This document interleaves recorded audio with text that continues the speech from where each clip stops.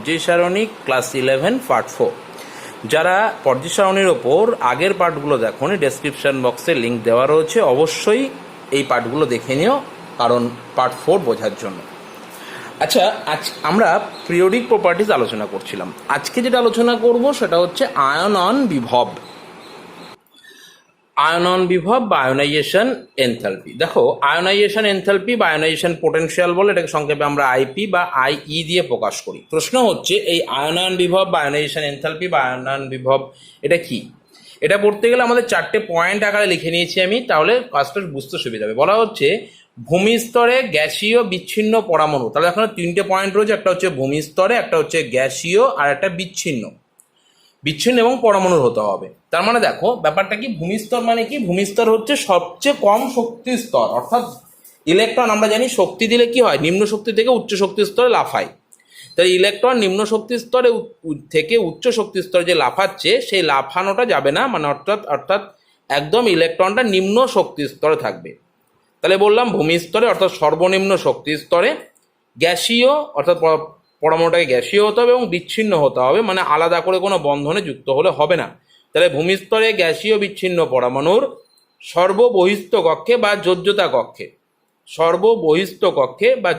কক্ষে দুর্বলভাবে আবদ্ধ ইলেকট্রনকে নির্গত করব। তাহলে আমরা কি করব, একটা একদম শেষ, মানে কোনো পরমাণুর একদম শেষ কক্ষপথে যে ইলেকট্রনটা রয়েছে, আমি যেরকম করে দেখাই, ধরো এই কক্ষপথে লাস্ট, সেটা যোজ্যতা কক্ষ, এখানে একটা ইলেকট্রন রয়েছে, সেই ইলেকট্রনকে আমরা নির্গত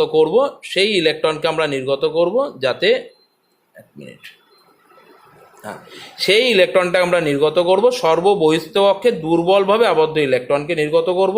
এবং এই ইলেকট্রনটা নির্গত করতে বলা হচ্ছে কি, গতিশক্তিহীন একক ধনাত্মক আয়নে পরিণত করতে। অবশ্যই একটা ইলেকট্রন বার হয়ে গেলে একটা একক ধনাত্মক আয়ন তৈরি হবে, এবং এটা গতিশক্তিহীন, অর্থাৎ এর মধ্যে গতিশক্তি থাকলে চলবে না। কারণ দেখো, আমি যে শক্তি দিচ্ছি সেই শক্তিটা যদি গতিশক্তি হওয়ার জন্য কাজে লাগিয়ে ফেলে, তাহলে ইলেকট্রনটা বার করার জন্য কতটা শক্তি লাগছে আমি বলতে পারবো না। তাই এবং যে পরিমাণ শক্তির প্রয়োজন, তার আমরা কি বলতে পারি একসাথে? দেখো, ভূমিস্তরে বা সর্বনিম্ন শক্তি স্তরে কোনো গ্যাসীয় বিচ্ছিন্ন পরমাণুর সর্ববহিস্থ কক্ষের দুর্বলভাবে আবদ্ধ ইলেকট্রনকে নির্গত করে এক একক গতিশক্তিহীন ধনাত্মক আয়নে পরিণত করতে ন্যূনতম যে পরিমাণ শক্তির প্রয়োজন, তাকে আমরা ইলেকট্রন মানে আয়নাইজেশন এনথালপি বা আইই বা আয়নাইজেশন পোটেনশিয়াল বা আইপি বলি। এবার প্রশ্ন হচ্ছে, একদম সিম্পলভাবে ভাবো যে এম থেকে মনে করো একটা ইলেকট্রন বার করবে, তাহলে এর জন্য যে শক্তি লাগবে তাকে আমরা মনে করো IE1 বা শুধু I1 বললাম। আই দিয়ে আমি IE কে প্রকাশ করছি, হ্যাঁ, আয়নাইজেশন এনথালপি মানে শক্তি। তাহলে যদি দ্বিতীয় ইলেকট্রন বার করতে চাই, তাহলে পজিটিভ ছিল, সেখান থেকে দ্বিতীয় ইলেকট্রন বার করতে গেলে তাকে আমরা বলবো I2 মানে IE2, যেটা আইও বলতে পারি, IE2 বলতে পারি, আমি আগেই বললাম। যদি তৃতীয় ইলেকট্রন বার করতে চাই তাহলে এটা কিন্তু IE3 অ্যান্ড সো অন, এইভাবে পরপর বাড়তে থাকবে। এখানে একটা জিনিস বুঝো, যে যদি প্রথমটার অর্থাৎ প্রথম ইলেকট্রন বার করার জন্য যতটা শক্তি প্রয়োজন, দ্বিতীয় ইলেকট্রন বার করার জন্য তার থেকে কিন্তু অনেক বেশি পরিমাণের শক্তি প্রয়োজন। তোমার মনে হতে পারে কেন স্যার? একদম সিম্পলভাবে বলো, আমি যেটা বলতে চাইছি, সাধারণত বলছি IE1 এর থেকে IE2 বা I2 তার থেকে I3 বড়। প্রশ্ন হচ্ছে কেন?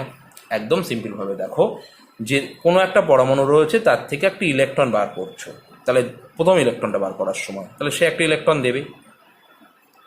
যখন সে ইলেকট্রনটা দেবে তখন কিন্তু সে নিস্তড়িত ছিল, তাহলে তার কাছ থেকে ইলেকট্রনটা বার করতে পারলে সে মানে ইলেকট্রনটা বার করা সম্ভব।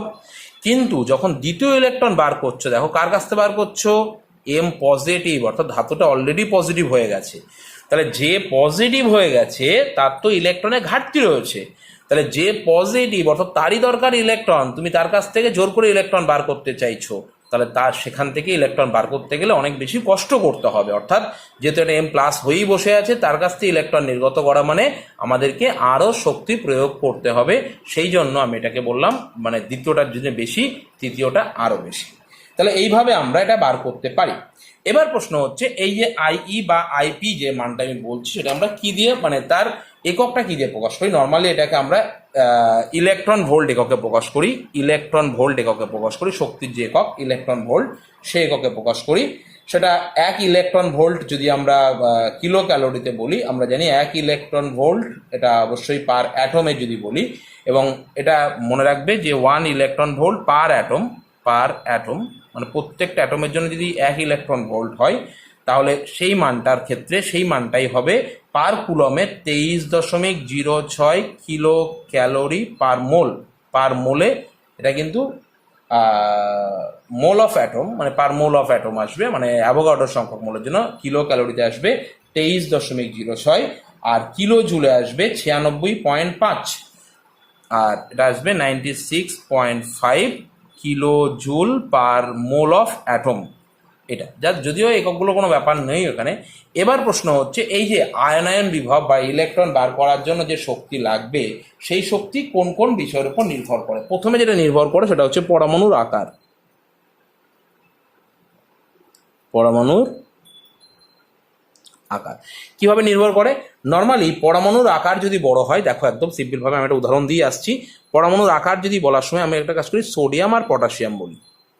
আমরা জানি সোডিয়ামের শেষ কক্ষের ইলেকট্রন বিন্যাস 3s1, পটাশিয়ামের শেষ কক্ষের ইলেকট্রন বিন্যাস 4s1। আর আমরা জানি 3s আর 4s এর ক্ষেত্রে আকারটা বড় হবে, কারণ এটা চতুর্থ পর্যায় আর এটা তৃতীয় পর্যায়। তাহলে দেখো এর আকারটা বড় হবে, অলরেডি আমি আকারে ডিসকাস করেছি। তাহলে এর আকারটা বড়, তাহলে এর আকার বড় মানে আমি যদি সোডিয়ামের কথা বলি, সোডিয়ামের হচ্ছে 3টে কক্ষ থাকবে, প্রথম কক্ষ, দ্বিতীয় কক্ষ, তৃতীয় কক্ষ, আমি মাধ্যমিক লেভেলের কথা বলছি।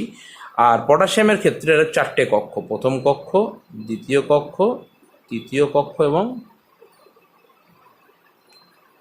4 নম্বর কক্ষ। তাহলে দেখো এখানে যে ইলেকট্রনটা আছে, সেই ইলেকট্রনটাকে নিউক্লিয়াস কি করছে? আকর্ষণ করছে। দেখো এই নিউক্লিয়াসের সঙ্গে এই ইলেকট্রনের ডিস্টেন্সটা কম, কিন্তু এক্ষেত্রে নিউক্লিয়াস এবং শেষ কক্ষে ইলেকট্রনের ডিস্টেন্সটা বেশি, আকার বড়। তাহলে আকার বড় মানে কি? এই যে যদি দূরত্ব বেড়ে যায়, তাহলে এই যে ইলেকট্রনটা নিউক্লিয়াস দ্বারা হালকাভাবে আবদ্ধ বা দুর্বলভাবে আবদ্ধ, তাহলে এই ইলেকট্রনটা বার করা আমাদের কাছে তুলনামূলকভাবে সহজ। তার মানে আমরা বলতে পারবো যে I1 অফ সোডিয়াম অবশ্যই কম হবে কার থেকে, অবশ্যই বেশি হবে, কারণ এটা আকার ছোট, বেশি হবে I1 অফ পটাশিয়ামের থেকে। তাহলে আমি মানে শুধু পটাশিয়াম, প্লাস নয়। তাহলে কি বললাম? সোডিয়ামের ক্ষেত্রে ইলেকট্রন বিভবটা বেশি হবে পটাশিয়ামের থেকে, কারণ আকার যত বাড়ছে ইলেকট্রন বিভবের মান তত কমবে। আকার যত বাড়বে ইলেকট্রনের বিভবের মান তত কমবে। এবার আমরা বলছি যে কেন্দ্রে আধানের পরিমাণ যদি বাড়ে, তাহলে অবশ্যই কেন্দ্রে আধানের পরিমাণ, তাহলে আমরা আসছি কেন্দ্রে আধানের পরিমাণ বা কেন্দ্রকে আধানের পরিমাণ। কেন্দ্রকে আধানের পরিমাণ বা কেন্দ্রে আধানের পরিমাণ কি হবে? এটা যদি বাড়ে, এটা বাড়লে IE বাড়বে। কেন্দ্রক আধানের পরিমাণ বাড়লে IE বাড়বে স্বাভাবিকভাবে, কারণ কেন্দ্রকে আধান বাড়লে কি হবে? সেই ইলেকট্রন মানে কেন্দ্র সেই ইলেকট্রনকে বেশি আকর্ষণ করার সম্ভাবনা বাড়বে, ফলে বাড়বে। আর একটা আছে অভ্যন্তরীণ কক্ষকের আবরণীয় ক্ষমতা। মানে কি এটা? মানে আবরণীয় ক্ষমতা আমি বলেছি যে ভেতরের কক্ষ এই ইলেকট্রনটিকে বাইরের কক্ষে ইলেকট্রনকে বিকর্ষণ করে, যার জন্য আবরণীয় ক্ষমতা একটা বড় ভূমিকা পালন করে। আবরণীয় ক্ষমতা অর্থাৎ ভেতরের কক্ষ যদি S হয়, তাহলে আমরা এখানে আসতে পারি স্কিনিং ইফেক্ট বা আবরণীয় ক্ষমতা কার? ভেতরের কক্ষের। নর্মালি ভেতরের কক্ষ যদি S হয়, তাহলে আমরা জানি S কক্ষের আবরণীয় ক্ষমতা বেশি, আর আবরণীয় ক্ষমতা বেশি মানে IE কম হবে। তাহলে S এর ক্ষেত্রে IE মানে আবরণীয় ক্ষমতার অর্ডার যদি S P D F বলি, তার মানে বুঝতে হবে যদি ভেতরে কোনো D অরবিটাল থাকে বা F অরবিটাল থাকে, তাহলে তার ক্ষেত্রে কিন্তু নিউক্লিয় আধানটা বেশি হবে। আবরণীয় ক্ষমতা কম হওয়ার জন্য সিগমা বেশি হবে। আবরণীয় ক্ষমতা যদি কম হয়, তাহলে সিগমা কম হবে, আর সিগমা কম হলে জেড স্টার বেশি হবে। জেড স্টার মানে কি? এই যেটা কার্যকরী নিউক্লিয় আধান বলা হয়। আমরা জানি Z star is equal to Z minus sigma, এটা আমরা মানটা জানি যে জেড স্টার যেটা কার্যকরী নিউক্লিয় আধান বলি, কার্যকরী নিউক্লিয় আধান হচ্ছে জেড মাইনাস সিগমা। তাহলে এখান থেকে আমরা ব্যাখ্যা করতে পারি। যেমন একই রকমভাবে আমরা যদি বলি পটাশিয়াম আর কপারের ক্ষেত্রে, দেখো পটাশিয়ামের ক্ষেত্রে এটা হচ্ছে 4s1 আর কপারের ক্ষেত্রে এটা হচ্ছে 3d10 4s1। দেখো শেষ কক্ষ দুটোরই 4s, কিন্তু এর ক্ষেত্রে দেখো পারমাণবিক ক্রমাঙ্ক হচ্ছে 19, কেন্দ্রে 19টা প্রোটন আছে, আর এর ক্ষেত্রে পারমাণবিক ক্রমাঙ্ক হচ্ছে 29। তাহলে এখানে 10টা ইলেকট্রন বেশি রয়েছে এবং এই 10টা প্রোটন বেশি রয়েছে, এবং 10টা প্রোটন বেশি থাকার জন্য নিউক্লিয়াস বেশি করে আকর্ষণ করছে, অর্থাৎ কেন্দ্রকে আধানের পরিমাণ বেশি। আর সেকেন্ড কথা হচ্ছে এই যে 4s এর আগে যেটা আছে 3d, এই যে 3dর আবরণীয় প্রভাবও কম, যার ফলে এখান থেকে ইলেকট্রন বার করাটা কষ্টকর। সেক্ষেত্রে আমরা বলতে পারি আই অফ পটাশিয়ামের মানটা অনেক কম হবে আই অফ কপারের চেয়ে। কারণ একটু আগেই বললাম কারণ হচ্ছে আই অফ কপারের থেকে। ঠিক আছে, কেন বললাম? কারণ হচ্ছে এখানে দুটো প্রভাব কাজ করছে, একটা হচ্ছে কেন্দ্রে প্রোটন সংখ্যা বেশি, আর সেকেন্ড কথা হচ্ছে 4s এর আগে একটা 3d অরবিটাল রয়েছে, 3dতে 10টা ইলেকট্রন রয়েছে, সেই 10টা ইলেকট্রন থাকার জন্য সেটা কিন্তু অবশ্যই এটা আকারে মানে অবশ্যই এর ইলেকট্রন বার করা মানে কার্যকরী নিউক্লিয় আধান বেশি হয়ে যাবে। কার্যকরী নিউক্লিয় আধান বেশি হয়ে যাবে মানে এখান থেকে ইলেকট্রন বার করা কষ্টকর। আর একটা আছে সেটা হচ্ছে অর্ধপূর্ণ বা সম্পূর্ণ। আমরা জানি অর্ধপূর্ণ বা সম্পূর্ণ ইলেকট্রন বিন্যাস বেশি স্থায়ী হয় বা পরিপূর্ণ যেটাকে বলা হয়। তাহলে আমরা জানি অর্ধপূর্ণ বা পরিপূর্ণ ইলেকট্রন বিন্যাসটা অতিরিক্ত মাত্রায় স্থায়িত্ব পায়, আর যে বেশি স্থায়ী হয় সেখান থেকে কিন্তু ইলেকট্রন বার করা খুব কষ্টকর। যেমন করে আমি আসছি নাইট্রোজেন এবং অক্সিজেনের ক্ষেত্রে। দেখো নাইট্রোজেনের ক্ষেত্রে এটা হয় একদম সিম্পলভাবে 2s2 2p3, আর অক্সিজেনের ক্ষেত্রে হয় 2s2 2p4। দেখো যেহেতু আমরা জানি পি কক্ষে সর্বাধিক 6টা ইলেকট্রন থাকে এবং এটা হচ্ছে পি কক্ষ অর্ধপূর্ণ, কারণ পিতে 3টে ইলেকট্রন রয়েছে। আর অর্ধপূর্ণ হওয়ার জন্য এর স্থায়িত্ব বেশি, আর স্থায়িত্ব বেশি মানে আইই বেশি। অর্ধপূর্ণ বা সম্পূর্ণ হলে তার আইই বেশি, তাহলে এর আইই কিন্তু বেশি হবে। অবশ্যই প্রথম আইইর কথা বলছি, ঠিক আছে, কারণ এ ইলেকট্রন ছাড়তে চাইবে না, আর এই যদি একটা ইলেকট্রন ছাড়ে তাহলে কিন্তু মানে অপেক্ষাকৃত বেশি স্থায়ী ইলেকট্রন বিন্যাস পেতে পারবে। সেই জন্য অক্সিজেন এবং নাইট্রোজেনের মধ্যে মনে রাখবে, অক্সিজেন এবং নাইট্রোজেনের মধ্যে কার ফার্স্ট আইইটা বেশি? অবশ্যই নাইট্রোজেনের ফার্স্ট আইইটা বেশি, কারণ অর্ধপূর্ণ ইলেকট্রন বিন্যাসের জন্য এই ঘটনাটা ঘটে। একই প্রবলেম আর একটা দেখাতে পারি, সেটা হচ্ছে বেরিলিয়াম আর বোরনের ক্ষেত্রে। দেখা যাক বেরিলিয়ামের ক্ষেত্রে ইলেকট্রন বিন্যাস 2s2, বোরনের ক্ষেত্রে 2s2 2p1। আমরা জানি এই যে 2pর শক্তি 2s এর থেকে বেশি, সুতরাং 2p থেকে ইলেকট্রন বার করা অপেক্ষাকৃত সহজ। তাহলে এই ইলেকট্রনটা বার করা সহজ, কিন্তু এখানে দেখো এসে দুটো ইলেকট্রন থাকতে পারে, এখানেও দুটো ইলেকট্রন রয়েছে, তাহলে এটা কিন্তু অধিক স্থায়িত্ব পায়, যার জন্য বেরিলিয়ামের কিন্তু ফার্স্ট আইইটা বেশি হবে। তাহলে বললাম বেরিলিয়ামের ফার্স্ট আইইটা বেশি। এই যে প্রবলেমগুলো আমি আলোচনা করলাম, নাইট্রোজেন অক্সিজেন, সোডিয়াম পটাশিয়াম, পটাশিয়ামের সাথে কপার এবং বেরিলিয়ামের সাথে বোরন, এগুলো কিন্তু খুব ভালো করে মনে রাখতে হবে, কারণ এখান থেকে পরীক্ষায় প্রশ্ন দেয়। আমি আর একটা উদাহরণ আসছি, ধরা যাক সোডিয়াম। আমি বললাম সোডিয়াম এর আর মনে করো এর সঙ্গে ম্যাগনেসিয়াম নিলাম, সোডিয়ামের সঙ্গে ম্যাগনেসিয়াম।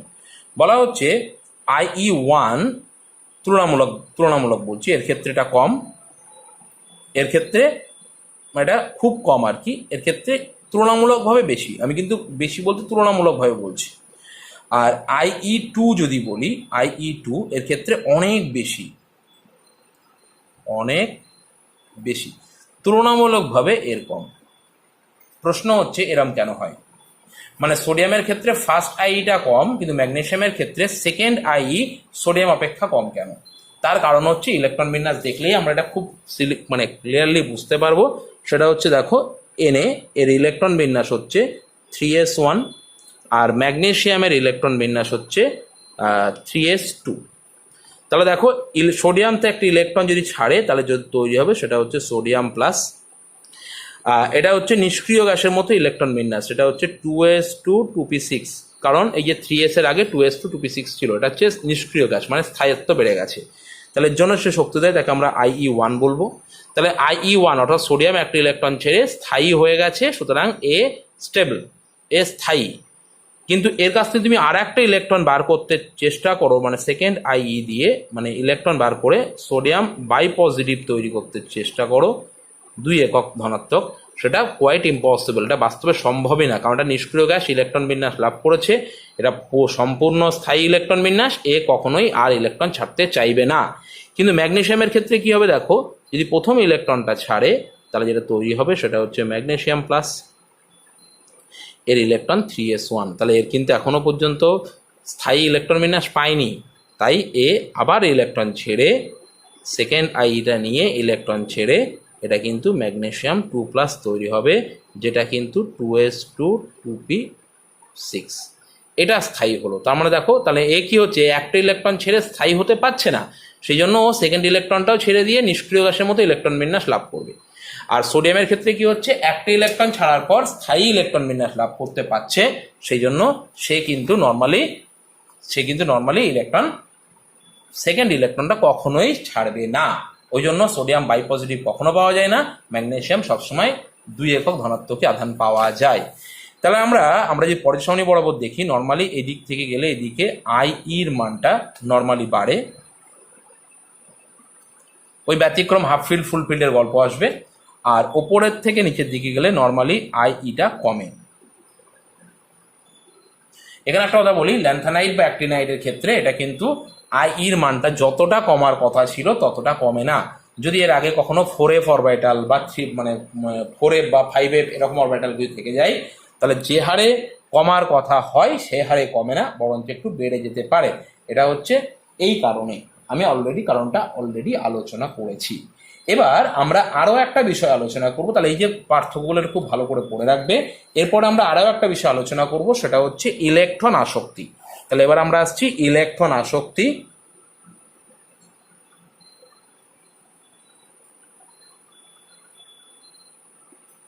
বা ইলেকট্রন অ্যাফিনিটি, এটা আমরা সংক্ষেপে EA দিয়ে প্রকাশ করি, ইলেকট্রন অ্যাফিনিটি। ইলেকট্রন আসক্তি বা ইলেকট্রন গ্রহণ এনথালপিও বলে, ইলেকট্রন গেইন এনথালপি। সেটা কি, ঠিক আগের মতোই, আমি আগের পেজটা একটুখানি উল্টাচ্ছি, সেটা হচ্ছে ঠিক আগের মতোই, আমি আগের সংজ্ঞাটা যেটা বলেছি সেটা হচ্ছে ভূমিস্তরে গ্যাসীয় বিচ্ছিন্ন পরমাণুর, এটা যেমন ছিল তেমন থাকবে। তারপরে বলেছি সর্ববহিস্থ কক্ষে দুর্বলভাবে আবদ্ধ ইলেকট্রনকে নির্গত করতে, এখানে তা বলবো না, এখানে বলবো সর্ববহিস্থ কক্ষে একটি ইলেকট্রনকে আনতে। তাহলে সর্ববহিস্থ কক্ষের একটি ইলেকট্রনকে আনতে, আর এই পয়েন্টটা দরকার নেই, তাহলে এখানে হবে অ্যানায়ন না হলে ধনাত্মক, না হলে ঋণাত্মক হবে, ঋণাত্মক আয়নে পরিণত করতে যে পরিমাণ শক্তির প্রয়োজন সেটা হবে মুক্তি ঘটে। তাহলে কি বললাম, ভূমিস্তরে গ্যাসীয় বিচ্ছিন্ন পরমাণুর সর্ববহিস্থ কক্ষে একটি ইলেকট্রনকে এনে গতিহীন একক ঋণাত্মক আয়নে, বা গতিহীন বলার দরকার নেই, একক ঋণাত্মক আয়নে, তাহলে গতিহীনটাও বাদ দিয়ে দেবো এখান থেকে, গতিহীনটাও বাদ, কারণ একক ঋণাত্মক আয়নে পরিণত করতে যে পরিমাণ শক্তির মুক্তি ঘটে, ঠিক আছে। তাহলে আমি কি বলতে চাইলাম, মানে ব্যাপারগুলো সবগুলো সেম, আমি জাস্ট উদাহরণ দিচ্ছি। আমি একটু আগে বলেছিলাম যে নিউক্লিয়াসের বাইরে কক্ষপথ রয়েছে, সেই কক্ষপথে একটা ইলেকট্রন রয়েছে, ইলেকট্রনকে আমরা বাইরে নিয়ে যেতে যে পরিমাণ শক্তি লাগছিল তাকে আমরা IE বলছিলাম। বাকি ভূমিস্তরটার গল্পগুলো সেম। আর এখানে আমরা বলবো নিউক্লিয়াস রয়েছে, সেখানে ইলেকট্রন রয়েছে, সেই অসীম দূরত্ব থেকে একটা ইলেকট্রনকে শেষ কক্ষে নিয়ে আসবো, তাহলে যে পরিমাণ শক্তি মুক্তি ঘটে, তাহলে এখানে কিন্তু IE-টা সবসময় প্লাস, আর এখানে কিন্তু EA অলওয়েজ নেগেটিভ, ম্যাক্সিমাম ক্ষেত্রে মানে অলওয়েজ বলতে ম্যাক্সিমামই নেগেটিভ মান আসবে, এর মান সবসময় নেগেটিভই আসবে, ব্যতিক্রম কিছু আছে। এবার প্রশ্ন হচ্ছে ব্যাপারটা কি, ব্যাপারটা আমি একটু আগে বলছিলাম যে ধরা যাক X, এর মধ্যে একটা ইলেকট্রন যোগ করলাম, তাহলে হবে X মাইনাস, এখানে হবে EA1 বা E1 লিখতে পারি, যা ইচ্ছা। X মাইনাসের সঙ্গে আর একটা ইলেকট্রন যোগ করলাম, সেটা হচ্ছে X2 মাইনাস, সেটা হচ্ছে EA2। X2 মাইনাসের থেকে আর একটা ইলেকট্রন যোগ করলাম, তৈরি হলো X3 মাইনাস, এটা হচ্ছে EA3। আমরা কখনো ব্র্যাকেটেও লিখতে পারি। আর না হলে একদমই এরকম লিখতে পারি, কোনো যায় আসে না। তাহলে দেখো যত ইলেকট্রনটা যত মানে ফার্স্টের থেকে সেকেন্ড, সেকেন্ডের থেকে থার্ড যাচ্ছে, তাহলে মান, আমি চিহ্ন বলছি না, মান মানে পরম মানটা আস্তে আস্তে কমছে। পরম মানটা আস্তে আস্তে কিন্তু কমছে, কারণ আমি ঋণাত্মকটা বাদ দিয়ে বলছি, আমি নির্গত শক্তিই বলছি। তাহলে পরম মানটা আস্তে আস্তে কিন্তু কমছে। কারণ কি? কারণ যে অলরেডি একটা নেগেটিভ আছে তাকে যদি আবার ইলেকট্রন যোগ করো, তাহলে সে কিন্তু নর্মালি ইলেকট্রন নিতে চাইবে না। ওই জন্য কি হয়, প্রকৃতপক্ষে প্রথমটা ঋণাত্মক হতে পারে, পরেরটা ধনাত্মকও হয়ে যেতে পারে। যেমন একটা উদাহরণ দিচ্ছি, যেমন একটা একদম পুরো ওয়েল নোন উদাহরণ, যদি অক্সিজেন গ্যাসীয় পরমাণু অবস্থায় তাকে যদি ইলেকট্রন যোগ করা হয়, তাহলে কি হবে, যথারীতি ও মাইনাস হবে গ্যাসীয় অবস্থায়। এর জন্য যে এনথালপির পরিবর্তন বা শক্তির পরিবর্তন, সেটা হচ্ছে 141 কিলো জুল পার মোল। আমি কিলো জুল পার মোলে বলছি, ঠিক আছে। যদি এই অক্সিজেন টু মাইনাসকে, যদি মাইনাস মানে কি, মাইনাস মানে ইলেকট্রন মানে শক্তি ছাড়ছে, ও মাইনাসকে যদি আরও একটা ইলেকট্রন দিই, সব গ্যাসীয় অবস্থায় আছে, আমি গ্যাসীয় আর লিখলাম না, হ্যাঁ, মানে এটাও গ্যাস, এটাও গ্যাস, তাহলে যে শক্তির মান বার হবে, দেখবে সেই মানটা কিন্তু 7 কত প্লাস 780 কিলো জুল পার মোল। মানে বাংলা কথা হচ্ছে, দেখো যে মানটা ঋণাত্মক ছিল, যে মানটা শক্তি ছাড়ছিল, দ্বিতীয় ইলেকট্রন যোগ করার সময় তা কিন্তু শক্তি দিতে হচ্ছে। কারণ কি? কারণ একটা জিনিস ভালো করে বুঝে রাখবে, কারণ হচ্ছে যখনই আমি ইলেকট্রন যোগ করব তখন কিন্তু প্রথম ইলেকট্রন যোগ করাটা ভালো, অসুবিধা নেই, যদি সে পরমাণু চাই ইলেকট্রন নিতে পারে। কিন্তু যখন সেকেন্ড ইলেকট্রন বা থার্ড ইলেকট্রন যোগ করব, তখন কিন্তু নর্মালি পরমাণু চাইবে না ইলেকট্রন নিতে, যথারীতি। এই জন্য কিন্তু এটা খুব ইম্পর্টেন্ট বিষয়। এবার হচ্ছে ইলেকট্রন আসক্তি কোন কোন বিষয়ের উপর নির্ভর করে, যে একদম সেম নিউক্লিয়াসের আধানের উপর নির্ভর করে। তাহলে আসছি নিউক্লিয়াসের আধান কিভাবে নির্ভর করে। নর্মালি নিউক্লিয়াসের আধান যদি বৃদ্ধি পায়, তাহলে ইলেকট্রন আসক্তির মান কিন্তু বৃদ্ধি পাবে।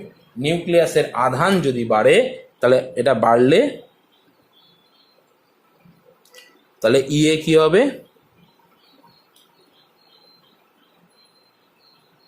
আবার বলছি বাড়বে মানে কিন্তু আমি চিহ্ন বাদ দিয়ে মান বলছি, হ্যাঁ, চিহ্ন বাদ দিয়ে মান, শুধু মানটা বলছি, মানটা বাড়বে, ঠিক আছে, চিহ্ন বাদ দিয়ে বলছি, কারণ চিহ্ন সবসময় ঋণাত্মক হবে সাধারণত। 2 নম্বর, পরমাণুর আকার।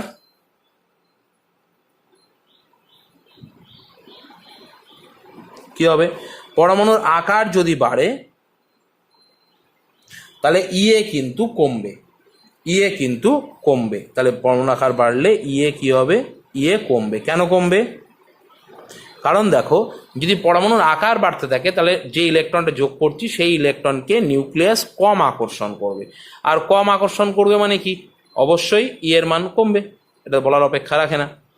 3 নম্বর পয়েন্ট, অবশ্যই মানে যে কক্ষে ইলেকট্রন প্রবেশ করবে সেই কক্ষের ভেদন ক্ষমতা, যে কক্ষে ইলেকট্রন প্রবেশ করবে সেই কক্ষের ভেদন ক্ষমতা। নর্মালি আমরা জানি ভেদন ক্ষমতা এস এর ক্ষেত্রে বেশি, তারপরে পি, তারপরে ডি, তারপরে এফ।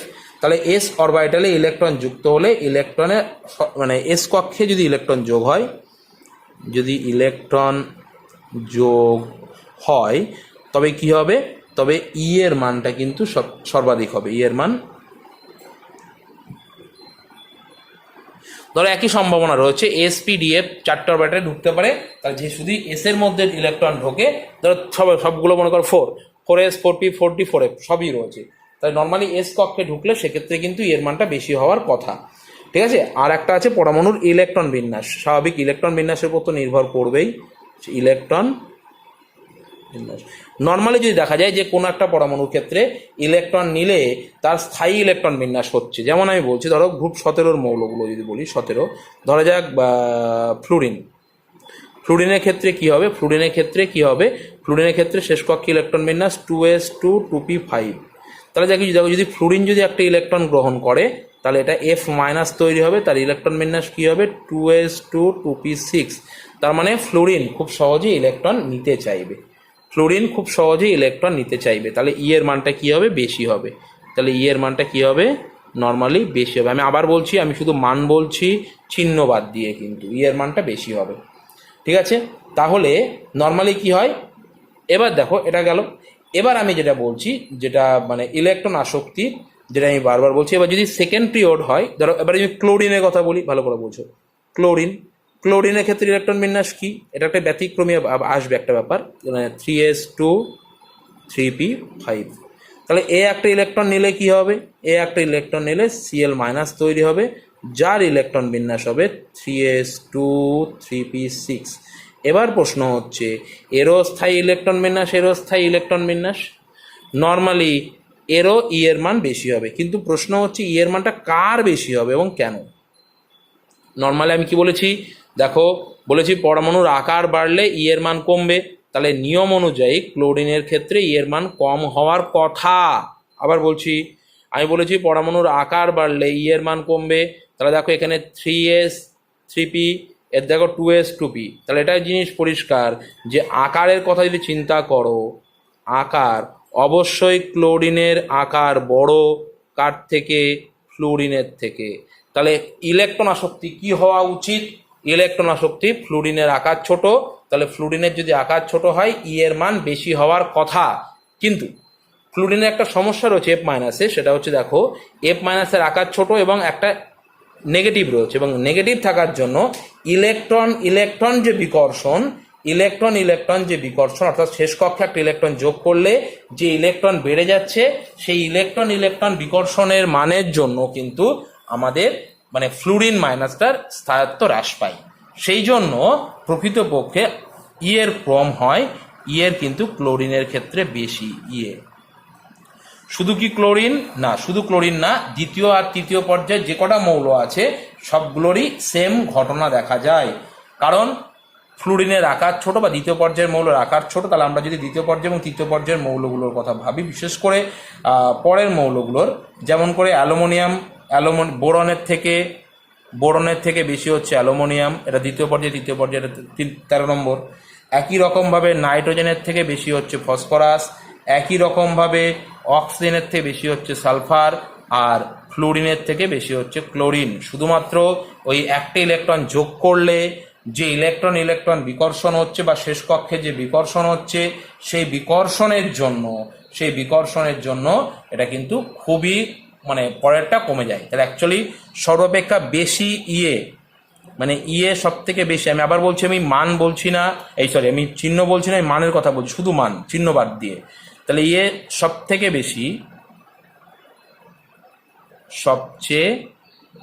বেশি সেটা হচ্ছে ক্লোরিন।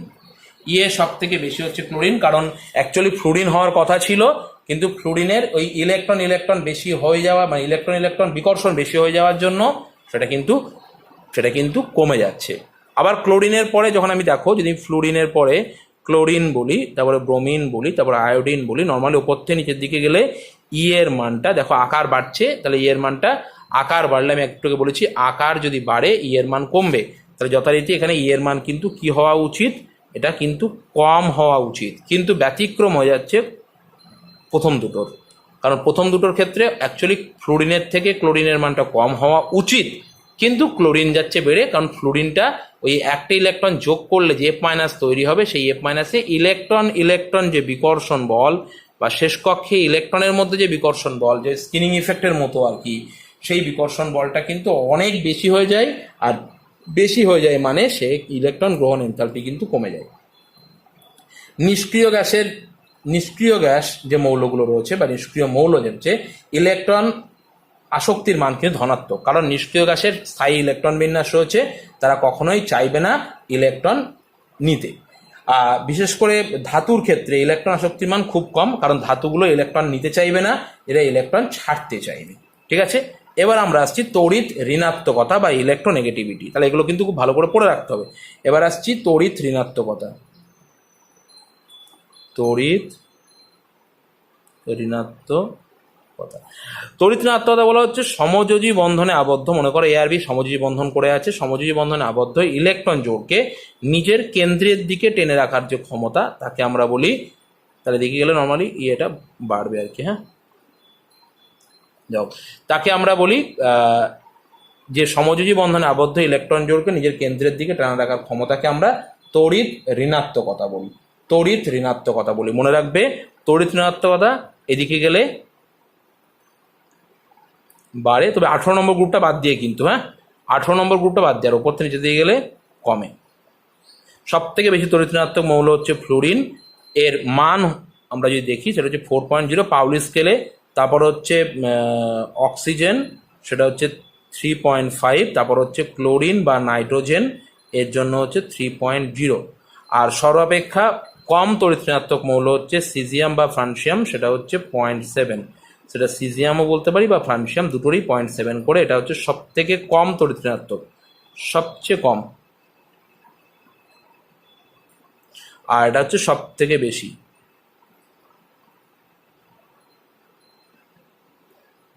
সব থেকে বেশি এবং সবচেয়ে কম তড়িৎ ঋণাত্মক মৌলের কথা বললাম। আর তড়িৎ ঋণাত্মকতা বরাবর মানে ব্যাপারটা আমরা ডিটেলসে পরে আলোচনা করব। বিশেষ করে আমরা আলোচনা করব অন্য একটা চ্যাপ্টারে, মানে পরমাণু এই পর্যায়ে কেমিক্যাল বন্ডিং যে চ্যাপ্টার আছে সেই চ্যাপ্টারে আলোচনা করব একটু। যদিও ভিডিওটা একটু বড় হচ্ছে তবু আমি একটু বলে রাখছি, কারণ হচ্ছে এই ভিডিওটা আমি কমপ্লিট করতে চাইছি। আর যদি কোনো সমস্যা হয় আমরা প্রবলেম নিয়ে আর একটা আসবো। এবার আমরা আসছি ঘনত্ব, গলনাঙ্ক, স্ফুটনাঙ্ক। এই বিষয়টা একটু পড়ে নেবে, এটা ডিটেলস তেমন কিছু লাগবে না। শুধু মনে রাখবে যে ঘনত্ব কীভাবে পরিবর্তন হয়, পর্যায় বরাবর বা শ্রেণী বরাবর কীভাবে পরিবর্তন হয় না হয় একটু জাস্ট ধারণা রাখবে, খুব একটা বেশি কিছু লাগবে না। আম্লিক বা ক্ষারীয় ধর্ম মনে রাখবে, ধাতব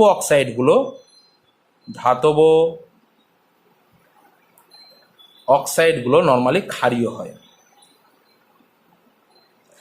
আর অধাতব অক্সাইডগুলো নর্মালি আম্লিক হয়। এবার তুমি বলতেই পারো আম্লিক। এবার দেখো কোন দিকে ধাতব ধর্ম বাড়ে, কোন দিকে ধাতব কমে জানি। এদিকে গেলে ধাতব ধর্ম কমে,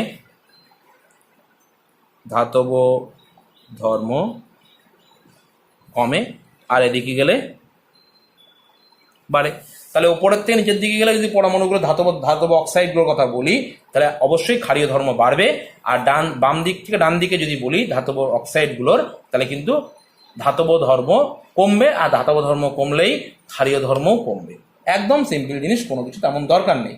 এবার হাইড্রাইডগুলো রয়েছে, মনে রাখবে ধাতব হাইড্রাইডগুলো, অধাতব হাইড্রাইডগুলো সাধারণত আম্লিক হয়, অধাতব হাইড্রাইডগুলো সাধারণত আম্লিক হয়, এবং ধাতব হাইড্রাইডগুলো সাধারণত আম্লিক বা কিছুর ব্যাপারটা মানে নর্মালি হয় না বা ক্ষারীয় প্রকৃতির হয় বলতে পারি। ধাতব হাইড্রাইডগুলো নর্মালি ক্ষারীয় প্রকৃতির হয়, আর অধাতব হাইড্রাইডগুলো নর্মালি আম্লিক প্রকৃতির হয়। এগুলো একটু বইয়ে আছে, একবার একটু চেক করে নিও। এবার আসছি কর্ণ সম্পর্ক বা ডায়াগোনাল রিলেশনশিপ। ডায়াগোনাল রিলেশনশিপ বলা হচ্ছে কোনো মানে বিশেষ করে 2 নম্বর পর্যায়ের কোনো একটা মৌলের সাথে পরবর্তী পর্যায়ের পরবর্তী গ্রুপের মৌল। ধরো ধরেন 2 নম্বর পর্যায়ের প্রথম গ্রুপের মৌল আছে লিথিয়াম, তাহলে 3 নম্বর পর্যায়ের দ্বিতীয় গ্রুপের মৌল, তাহলে এখানে কি পর সোডিয়াম আছে, তাহলে এখানে মনে করো এটা বেরিলিয়াম, তো 2 নম্বর পর্যায়ে এটা গ্রুপ 1, গ্রুপ 2, তাহলে এখানে আছে কি ম্যাগনেসিয়াম। তাহলে বলা হচ্ছে 2 নম্বর পর্যায়ে কোনো একটি মৌলের সাথে তার পরবর্তী পর্যায়ের পরবর্তী গ্রুপের মৌলের মধ্যে একটা রাসায়নিক ধর্মের কিছু মিল দেখা যায়। তাহলে 2 নম্বর পর্যায়ের মৌলের সাথে তার পরবর্তী পর্যায়ের পরবর্তী গ্রুপ পর্যায়ে পরের গ্রুপের মৌলের সাথে কিছু মিল দেখা যায়। এই যে মিল দেখা যায় একে আমরা নর্মালি যেটা বলি সেটা হচ্ছে কর্ণ সম্পর্ক। গ্রুপ 10, এবার আমরা জানি 3 থেকে 13 পরে পূর্ণ হয়, 3 থেকে 12, তাহলে এখানে পরের যে মৌল 13 মৌল কি আছে সেটা হচ্ছে বেরিলিয়াম, বোরন, অ্যালুমিনিয়াম, এবং 14 মৌল যেটা আছে কার্বন সিলিকন, গ্রুপ 14। তুমি বলতেই পারো যে স্যার তাহলে মাঝখানেগুলো কোথায় গেল? এই যে 3 থেকে 12 পর্যন্ত, আমি জানি 3 থেকে 12 পর্যন্ত এটা কিন্তু চতুর্থ পর্যায় থেকে শুরু হয়, তাহলে এই পর্যায়ের কিন্তু এর মাঝখানে মৌলগুলো নেই। তাহলে একই রকম বোরনের সাথে সিলিকনের একটা রাসায়নিক ধর্মের মিল দেখা যায়, একে আমরা বলি কর্ণ সম্পর্ক। এবার প্রশ্ন আসতে পারে যে কর্ণ সম্পর্কটার পরবর্তী পর্যায়ে অর্থাৎ 3-এর পরে পর্যায়ে চলে গেলে বা 4-এর পরের পর্যায়ে চলে গেলে নর্মালি ডি বা এফ যখনই অরবিটাল ঢুকবে, ডি আর এফ এর স্কিনিং ইফেক্ট খুব কম, এবং স্কিনিং ইফেক্ট কম হওয়ার জন্য এই কর্ণ সম্পর্কটা মানে মোটামুটি পুরোটাই বিলুপ্তি হবে। অর্থাৎ আমরা যেটা জানি প্রতিনিধি মৌলগুলোর মধ্যে যে মিলগুলো দেখা যাচ্ছে, যে প্রতিনিধি মৌলের মধ্যে সেই ডি ব্লক মৌল ঢুকে আসছে, আর ডি ব্লক বা এ ব্লক মৌল ঢুকে আসার জন্য আমরা কিন্তু এটার সমস্যা পাবো। এবার আর একটা কোশ্চেন আমি আগেই পড়েছি, সেটা হচ্ছে হাইড্রোজেনকে অবশ্যই আমরা 2 রকম জায়গায় রাখতে পারি। একটা হচ্ছে গ্রুপ 1 মানে ক্ষার ধাতু, আর একটা হচ্ছে গ্রুপ 17 অর্থাৎ হ্যালোজেনে। এই দুটোর মধ্যে মিল অমিল রয়েছে, আমরা সেটা খুব ভালো করে জানি। এগুলো একটু ভালো করে পড়ে নেব। মোটামুটি এই চ্যাপ্টারটা, এই অংশ দিয়ে চ্যাপ্টারটা শেষ। যদি কারোর কোনো জায়গায় সমস্যা থাকে বা এর কোশ্চেন নিয়ে, বা আমি আর একটা এখানে ভিডিও বানাতে পারি যেখানে কিছু কোশ্চেন নিয়ে আলোচনা করা হবে, ঠিক আছে? আমি কিছু কোশ্চেন নিয়ে এখানে আলোচনা করা হবে, দেখবে বইয়ের মধ্যে, মানে আমরা ওয়েস্ট বেঙ্গল বোর্ডের কথা বলছি, বেঙ্গলি মিডিয়ামের, সেখানে দেখতে পাবে যে বিভিন্ন ক্রমগুলো কিন্তু দেওয়া হয় বইয়ের। ছায়া প্রকাশনীর বইটা দেখতে পারো, সেখানে বিশেষ করে হর্সের কোশ্চেনগুলো বা চ্যাপ্টার ওয়াইজ যে পড়ে, যে একাদশ শ্রেণীর পরীক্ষার জন্য বিশেষ প্রশ্ন উত্তর বলে একটা পয়েন্ট আছে, সেখানে দেখবে বেশ কিছু কোশ্চেনগুলো আছে, সেখানে কিন্তু ক্রমগুলো বলা আছে, ধাতব ধর্মের ক্রম, ক্ষারীয় ধর্মের ক্রম, আম্লিক ধর্মের ক্রম, গণনাঙ্কের ক্রম। আর এই টপিকটা খুবই ইম্পর্টেন্ট, কারণ এই টপিকটা এই কারণে ইম্পর্টেন্ট যেটা আমরা ডিটেলসে পর্যায় সারণী আলোচনা করলাম। এই ভিডিওর মাধ্যমে আমার এটা কমপ্লিট হলো। তো আর অবশ্যই তোমাদের যা যা পোর্শনগুলো যদি মনে হয় যেগুলো প্রবলেম আছে, যারা ভিডিও দেখছো তারা অবশ্যই কমেন্ট বক্সে কমেন্ট করে দাও কোন কোন টপিকগুলো আরও আলোচনা করবো, বা তোমাদের যদি কোনো কোশ্চেন থাকে সেই কোশ্চেনগুলো কমেন্টে দিয়ে দাও। আমি সেই কমেন্টে যে কোশ্চেনগুলো পাচ্ছি প্লাস আরও কিছু কোশ্চেন নিয়ে আমি আরও একটা ভিডিও দেব, যেটা খুব সহজে আমরা এই কাজটা করতে পারবো বা এই টপিকটা বুঝতে পারবো। ওকে, ঠিক আছে।